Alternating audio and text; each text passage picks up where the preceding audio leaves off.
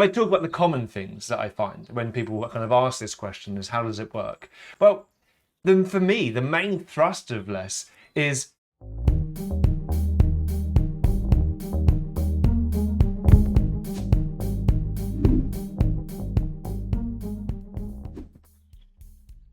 I often get asked, how does less and less huge actually work?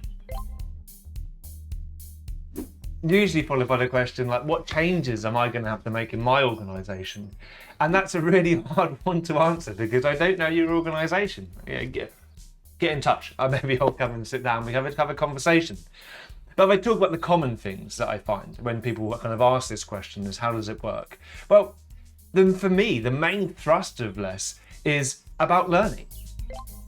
If you think of what we're doing in product delivery, in product development, like so much of it is about learning. And so the way that less really works is to get the balance right, enable you to get the balance right between earning and learning, as Gorko Antic once told me.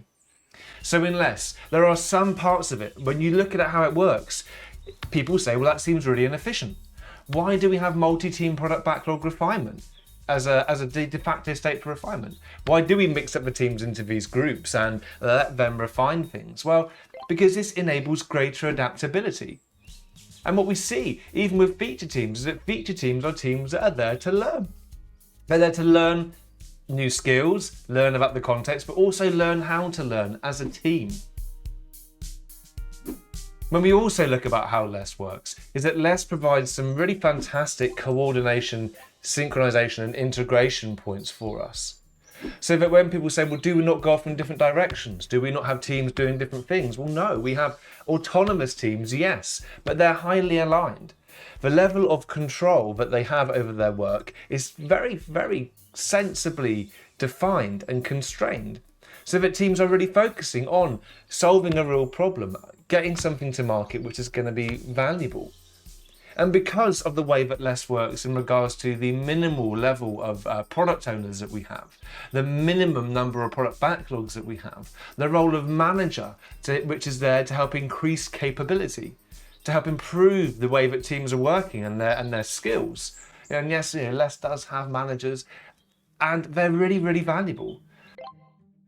So when we think about how less works, it's about learning. It's about minimizing the roles which can cause us grief. It's about globally optimizing a system.